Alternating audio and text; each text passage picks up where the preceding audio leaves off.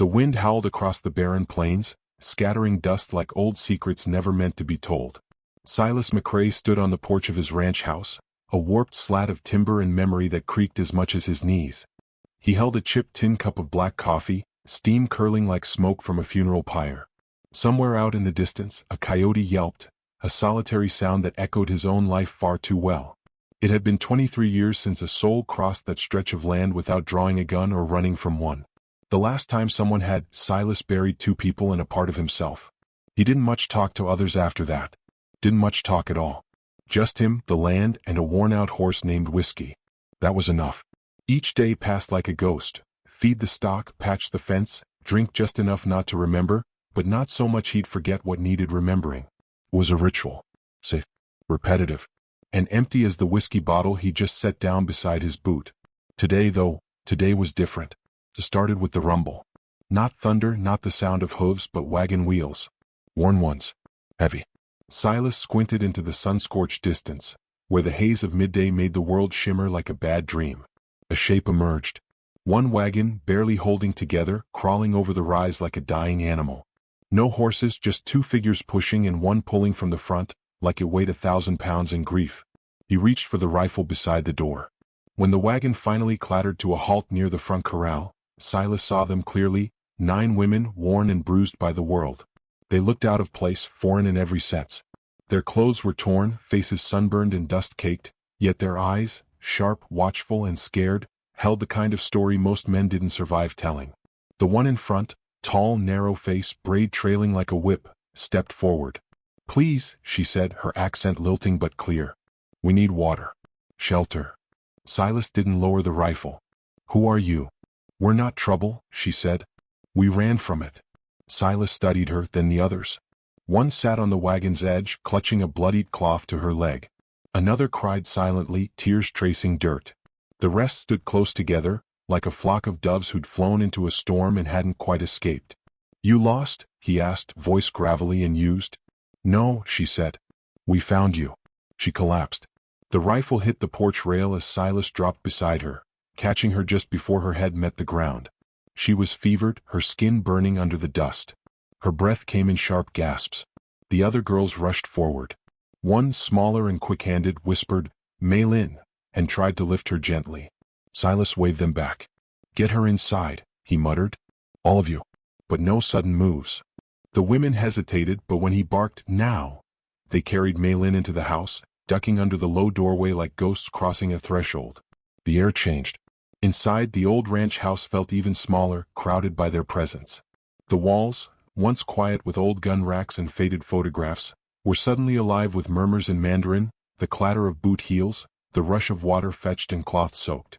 Silas stood awkwardly near the hearth, unsure of whether to threaten them or fetch more water. The smallest one, maybe 20, approached him.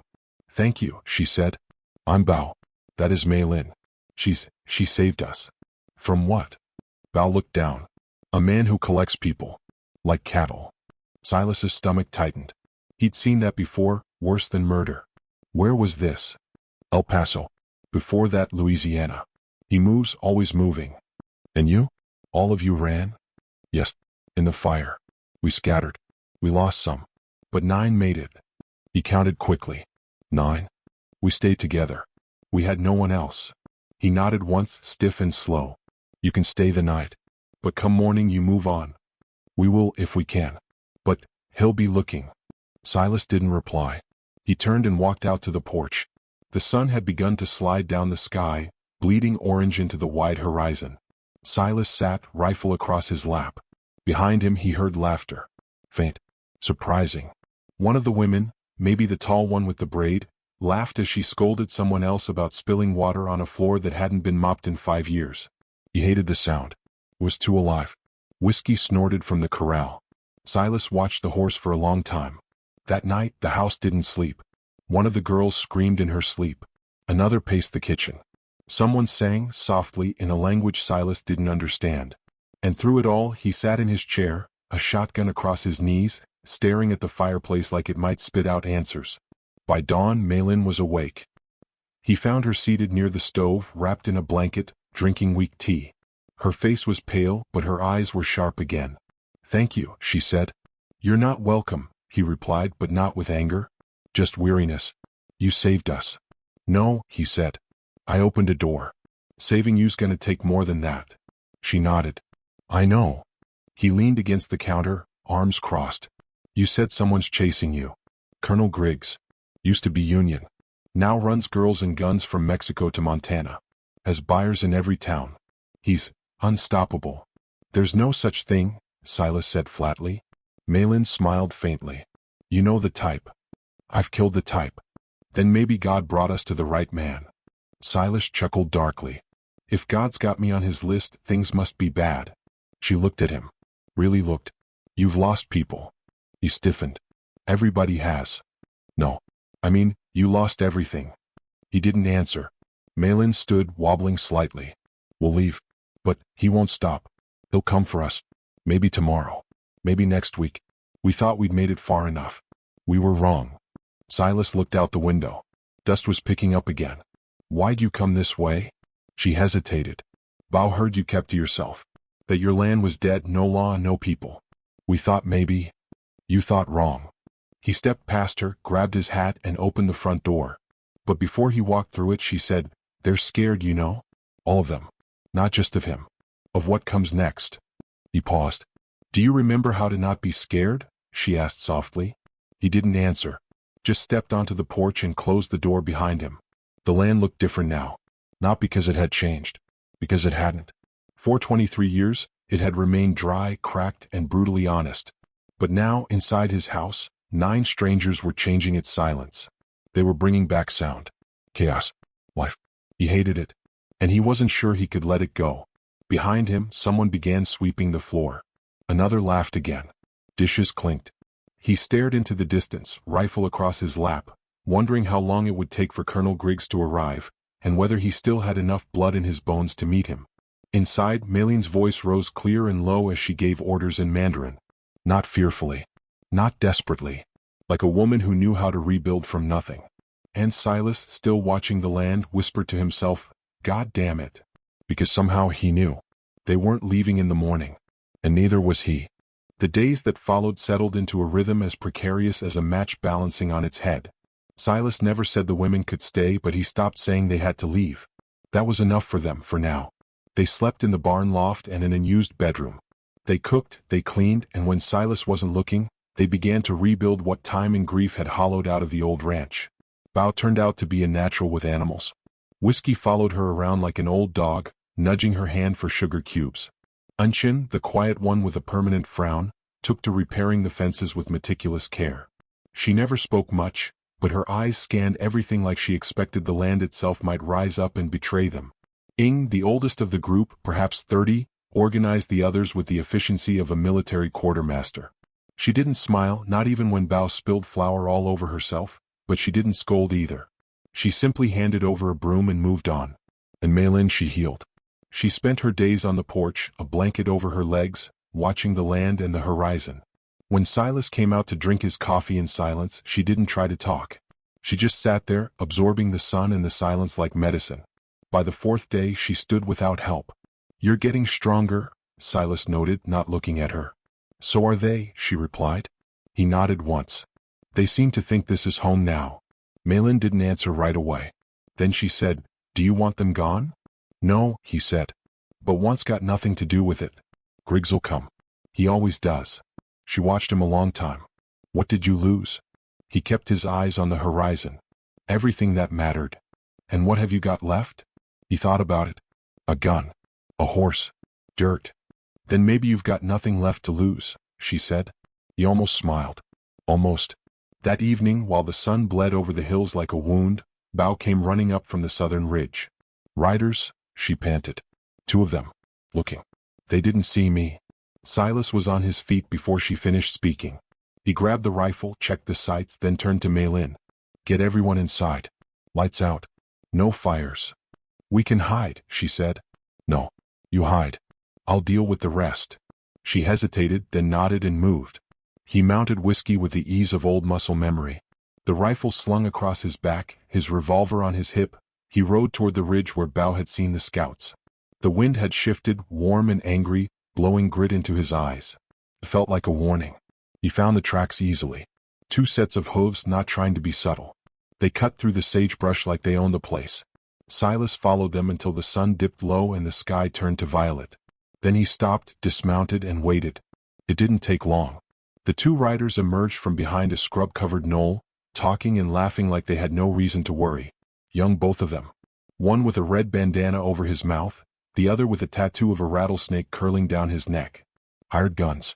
Scouts. Griggs was probing. Silas stepped from the shadows. "Evenin'," he said. The red bandana reached for his gun, but Silas was faster. The rifle barked once. The man fell from the saddle without a sound. The second froze. "Jesus." "Tell Griggs to turn back," Silas said. The man stared at him, eyes wide. I don't even." Silas raised the rifle. "Tell him. Or I send you next." The man wheeled his horse and fled. Silas watched until he vanished over the ridge. Then he knelt beside the body of the other, pulled the red bandana down. Young. Couldn't be more than 20. He buried him beneath a pile of stones. No ceremony. He returned just before dawn. Malin was waiting on the porch. "What happened?" "They'll know we're here," he said. "Time's short now. Then we prepare." Silas looked at her. "You ever fought before?" She looked tired. "Every day of my life." That day everything changed.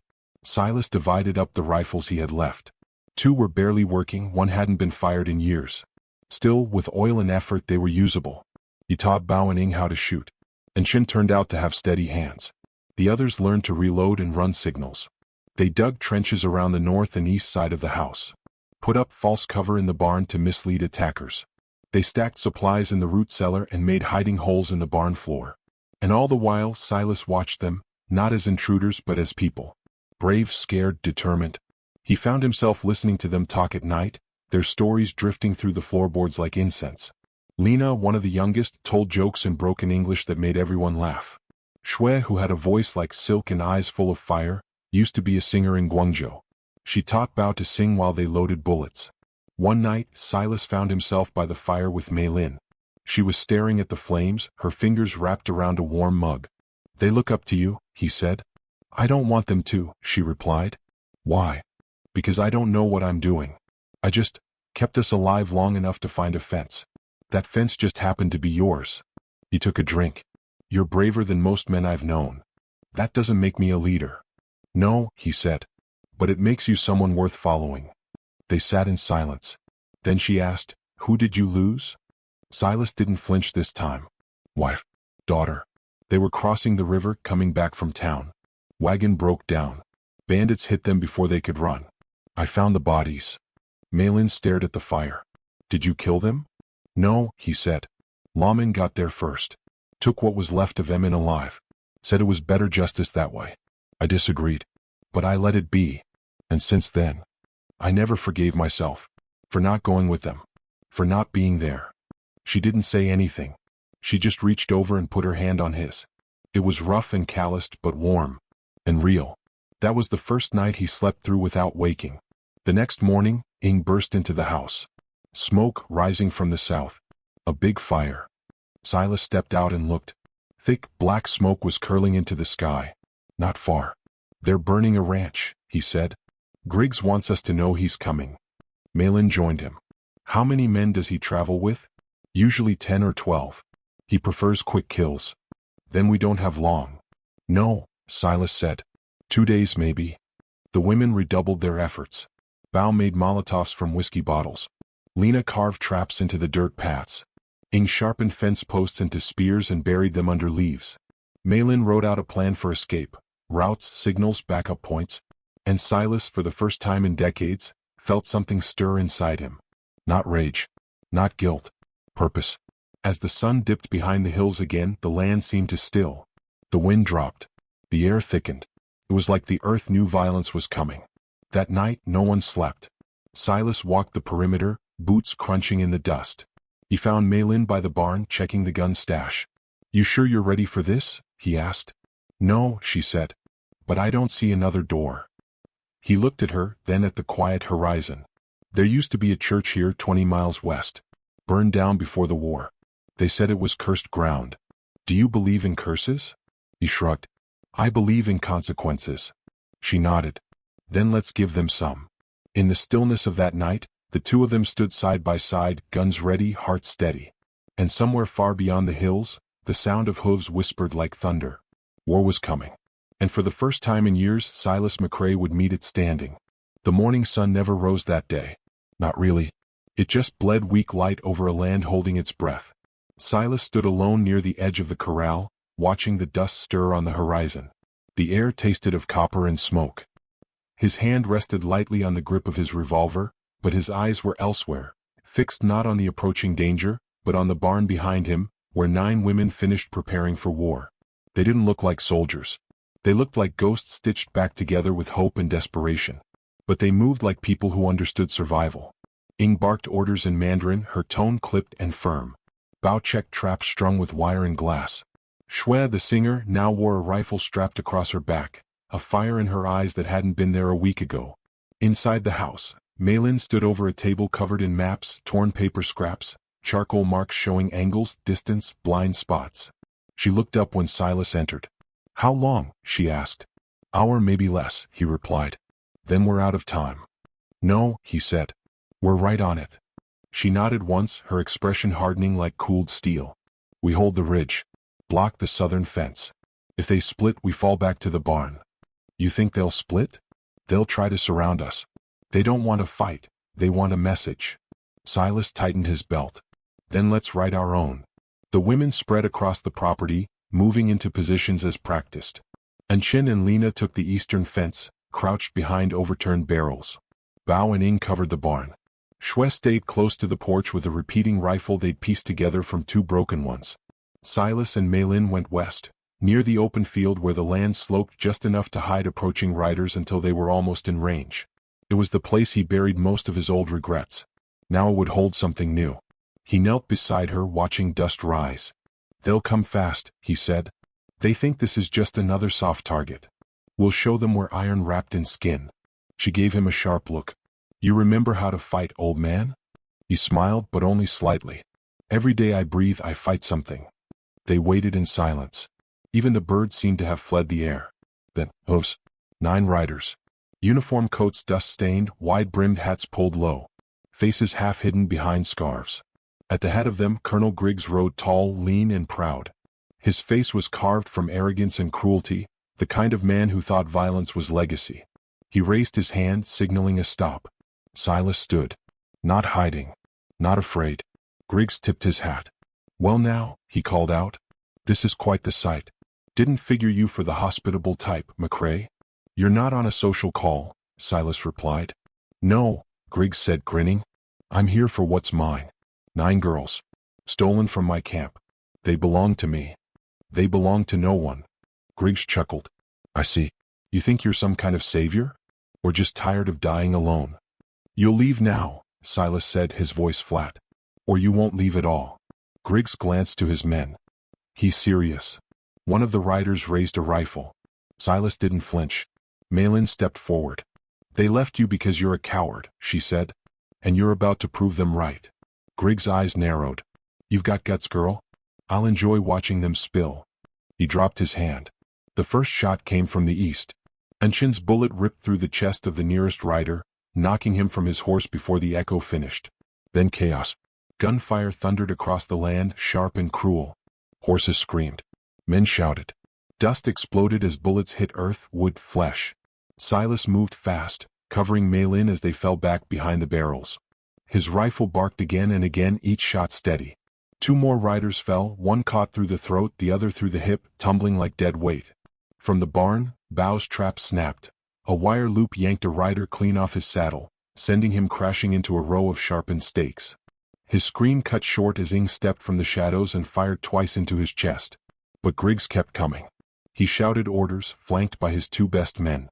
They pushed toward the house, weaving between fence posts, firing in short bursts. Shui returned fire from the porch, the old rifle shaking in her hands, but she didn't stop. A bullet grazed her arm. She gritted her teeth and kept shooting.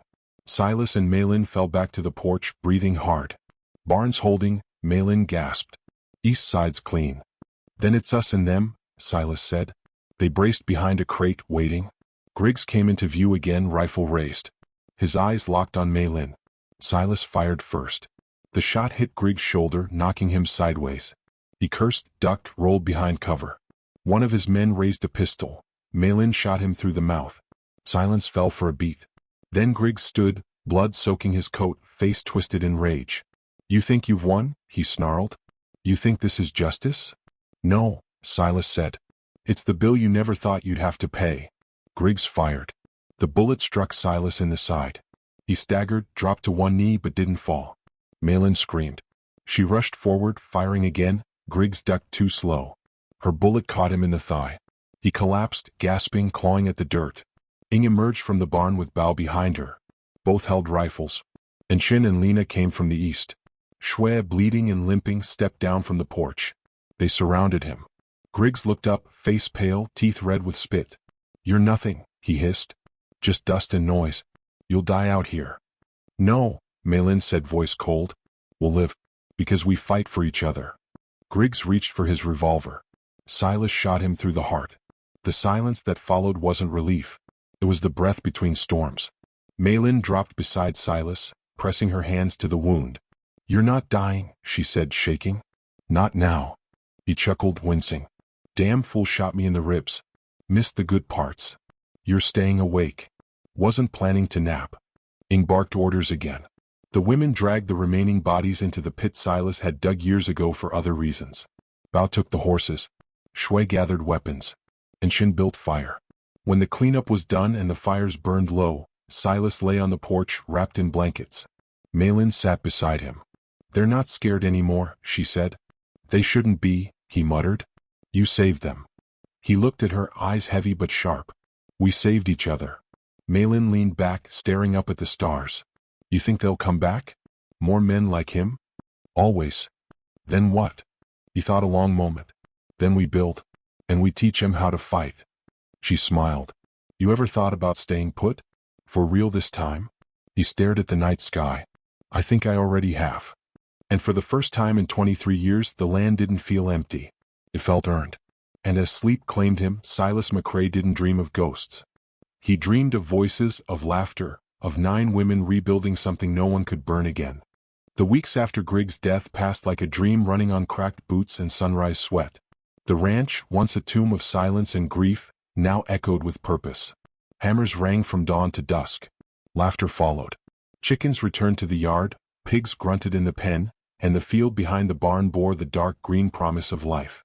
Silas watched it all from the porch, his ribs healing slow, his spirit faster. Every day brought the world a little closer. Not the law, not the cavalry, but whispers. Riders passed by more often now. Dust trails along the ridge. A trader once came near the edge of the property, caught sight of the women moving like soldiers between the outbuildings, and turned his mule around without saying a word. Rumor had started to bloom, about the ghost ranch where 9 Chinese women and an old gunfighter held off death itself. Silas found a strange comfort in it. Let the fear spread. It meant they'd have time. Inside the house, Malin had taken over the back room as a war room, though the fighting had ended. The others called it the command post, mostly with smiles. Charts, old maps, and lists cluttered the table. Everything from crop rotation to supply trades was now organized with military precision. She ran the ranch like a general, efficient, tireless, often up before the sun. "You don't sleep enough," Silas told her one morning, watching her sort seed packets. She didn't look up. "There's too much to do. You save their lives. You don't have to save every season too." Malin paused, eyes softening. "I'm not saving anything. I'm building." Silas stepped inside, ducking his head slightly under the doorframe. "And what are you building?" She looked at him. "A place where no one belongs to anyone else." He nodded slowly, understanding more than she knew. "Then you'll need more land." "Already working on it," she said. "Anshin and Ing are scouting the creek to the east. There's an abandoned parcel. No one's claimed it in 10 years. Silas raised a brow. "You plan to raise an army?" Malin cracked a rare smile. "Maybe just a town." That evening, Ing and Anshin returned with maps and cautious excitement. The land was viable, rich soil, clean water, natural barriers. But it would take work. Clearing, planting, fencing. And it would draw attention. "We can't stay hidden forever," Ing said as they gathered around the fire. "Maybe we don't have to," Shui added. Her arm was still in a sling, but her voice had lost its tremor. Let them see what happens when women make their own land. The others murmured agreement. Silas leaned forward. You want to stay here, all of you? Long term? Lena nodded. We're tired of running. Bao, ever the light in the dark, grinned. Besides, who else is going to take care of you, old man? Silas laughed for the first time in years. Not a chuckle. Not a half smile. A full laugh, low and weathered. They all joined in. But the world wasn't finished testing them. A week later, while Ing and Bao were out checking traps, they came across a campsite, fresh. 3 men, armed, sleeping rough beneath a twisted pine. The fire had long gone cold, but the scent of smoke still clung to the air. Bao crept close enough to catch a glimpse of the brand on one man's belt. It's the Broken Bar D, she told Silas when they returned. He tensed immediately. That's Dempsey's lot. Dangerous. Malin asked. Worse. Opportunists. They don't shoot first, they wait. Let others fight, then pick the bones. Are they here for us? They're here for what's left of Griggs. The next morning, smoke curled again on the southern horizon. But this time it wasn't a message. It was a raid. One of the nearby homesteads, run by a widow named Agnes and her 2 sons, had been hit. The boys had survived, bloodied and terrified. They made it to the ranch by dusk. They came out of nowhere, the younger one stammered. Took the horses. Shot Mama. Silas clenched his fists. Malin didn't hesitate. We ride at dawn. He looked at her sharply. You sure? She met his gaze. No. But I'm not watching this happen again. Ing, Bao, and Shui volunteered without words. And Chin handed them maps. Lena loaded bullets. Even the wounded boy offered to help. By morning they had a plan. They tracked the raiders through the dry gullies to the east, using the boys' directions and broken hoofprints. The group moved fast and quiet. Silas rode up front, rifle across his lap, Malin at his side. They found the raiders at midday, 7 of them camped in a shallow basin, laughing around a spitfire, unaware they were being watched. Silas dismounted. We circle around. Come from the west. No, Malin said. We wait until night. Then we move in quiet. No bullets unless we need 'em. He raised a brow. That's mercy I wouldn't have expected from you. It's not mercy, she said. It's strategy. When night fell, the shadows moved with intent. Malin led the charge, silent as dusk. They overwhelmed the first 2 sentries with knives. Bao disarmed another with a blow to the back of the head. By the time the others realized what was happening, they were surrounded. One tried to reach for a gun, Shui shot him in the leg. Another ran only to meet Silas in the dark. His revolver didn't fire. It didn't need to. A single punch laid the man flat. When the camp was secure, Malin stood before the survivors. You attacked a woman and 2 boys, she said. Why? The leader, a bearded brute with a scar across his lip, spat. Because she had it easy. Sitting pretty on land we needed. You think taking makes you strong? She asked. He sneered. Stronger than you. She drew her knife. For a second it looked like she might use it. Then she tossed it down at his feet. You can walk away, she said. But you tell anyone, what happened here, and next time we bring war. They limped away before dawn. Back at the ranch, silence fell again. But it wasn't fear. It was something deeper. Solidarity. The next weeks were filled with rebuilding the neighbor's ranch, planting new crops, training the boys in self-defense. Malin moved with relentless drive, but one evening she sat quietly with Silas, the firelight soft on her face. You did good, he said. We did good, she replied. You ever think of leaving? He asked. She shook her head. I've run enough. If they come again, I'll be ready. He nodded slowly. You remind me of someone I lost. Malin looked at him, not with sympathy but with knowing. And you remind me of who I wanted to become. The fire crackled between them. In the distance, laughter echoed from the barn. And for once, the night held no threats, only stars. The heat came early that morning, dry and restless, as though the wind carried warnings instead of dust. Silas awoke before the sun cracked the ridge, his boots already laced and his rifle laid across his knees.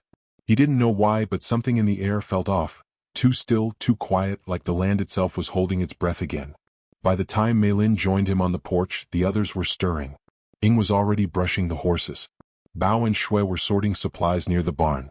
Lena and Enchin were inspecting the traps. You feel it too? Malin asked. Silas didn't answer right away. He scanned the horizon, eyes narrowed. Something's coming. He was right. Not long after midday, A rider approached from the south, waving a white cloth but riding like death was at his back. He barely pulled his horse to a stop before sliding off, legs buckling under him. Blood soaked through the side of his coat. "Help," he gasped. "They're coming, 20 men, maybe more." Malin rushed forward. "Who sent you?" The man coughed, his eyes rolling. "Dempsey, he's got mercs now, bounty hunters. Said you killed his brother." Silas froze. Eli Dempsey's brother rode with Griggs. That was the last straw. "He's burning towns looking for you," the rider whispered. "Said he'll finish what Griggs started." Silas stepped forward, kneeling. "Where?" "Came through Sterling 3 days ago. They'll be here by tomorrow." The man passed out. They carried him inside, patched his wounds as best they could, then sat in silence as the fire cracked behind them. It wasn't fear on their faces, it was calculation, readiness, resolve. They'd fought before. But this would be different. "This is an army," Malin said. "Not a gang. If they come at us full force, we won't last an hour." "Then we don't wait for them to come," Silas said. 9 pairs of eyes turned to him. "We lead them away," he continued. "Divide them. Stretch them thin." "And where do we run?" asked Bao. "We don't run. We guide them." "To what?" Shwe said softly. Silas's voice turned to steel. "To hell." That night they made their preparations. Every scrap of wire, every broken mirror, every ounce of oil, nothing was wasted. They turned the land into a trap, one section at a time. Silas laid out the plan. They would hit the approaching force before it reached the ranch, harass the flanks, set fires to confuse and isolate. Ing and Inchin would lead the eastern team. Malin and Silas would go west. The rest would hold the homestead. They'd split their strength, gamble on chaos. It was the only chance they had. By morning, the horizon bled smoke and hoofbeats. The enemy rode in with confidence, hardened men in black dusters, bounty rifles slung low. At their front rode Eli Dempsey, a broad-shouldered brute with a scar down his face and a necklace of dried teeth strung around his neck. He didn't bother sending a messenger. He came to destroy. They hit the western trail first, 2 riders down in the opening ambush, caught by tripwires and rifle fire from the ridge. Ying's team set fire to the brush near the old mine, sending thick plumes into the air. Shouts rose. The mercenaries scattered, confused. Silas and Malin, hidden in the rocks above the southern path, took their shots clean and fast. Each bullet meant 1 less pair of boots reaching the ranch. They moved like ghosts between stone and tree, always striking, never staying. But Eli wasn't fooled for long. He regrouped, forced his men into a hard push through the center. By the time they reached the outer fence, they were bruised, bloody, and enraged. Now came the siege. The ranch became a war zone. The women inside fought with the fury of those who had lost everything and refused to lose again. Bao rolled barrels of oil down the slope, lit them with arrows. Explosions rocked the ground. Shwe fired from the rooftop, picking targets with surgical calm. Inside the house, Lena protected the wounded rider, shotgun in hand, trembling but steady. Silas returned just before the main push. His shirt was torn, arms scraped and bleeding. Malin followed close behind, eyes bright with adrenaline. "We stalled them," she said. "But they're coming hard." "How many?" "Maybe 10 left. But Dempsey's with them." Silas nodded. "Then we ended here." The final wave hit just as the sun sank behind the hills. Shadows stretched across the field like claws. Dempsey led the charge himself, shouting curses and firing wildly. His men followed, but not as a unit, more like desperate hounds hungry for blood. They broke through the outer defenses. The fence shattered. Firelight danced off barrels and broken beams. Silas met them at the gate, his revolver in one hand, a lit torch in the other. "Looking for me?" he called. Dempsey's face twisted. "McCrae. Last time you sent a coward," Silas said. "This time you brought the devil himself." Dempsey charged, pulling a massive 6-shooter from his belt. The others fanned out. That's when the trap closed. Shwe dropped a lantern from the rooftop. The oil-soaked ground ignited in a line of fire, separating the mercenaries from their leader. Bao and Inchin emerged from the smoke, flanking the attackers, shooting with terrifying precision. Dempsey kept coming. He tackled Silas to the ground, both guns spinning from their hands. Fists flew hard and ugly. Dempsey was younger, stronger, but Silas had fury.